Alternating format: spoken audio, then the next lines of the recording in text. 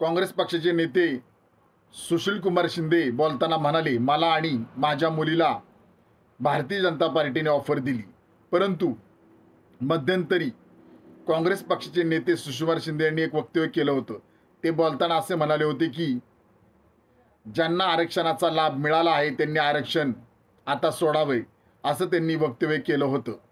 परंतु सोलापूर लोकसभा मतदारसंघ राखीव आहे. याच मतदारसंघामध्ये त्यांचा स्वतःचा आणि मुलीचा पराभव दिसू लागल्याने आणि स्वतःचे महत्त्व वाढवण्याकरता असं विधान केल्याचं दिसत आहे.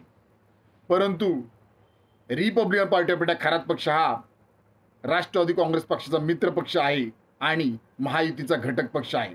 त्यामुळे मी स्वतः महायुतीला सोलापूर लोकसभा मतदारसंघ राखीव आहे या मतदारसंघातून RPI खरात पक्षाला उमेदवारी द्यावी अशी मागणी करत आहे.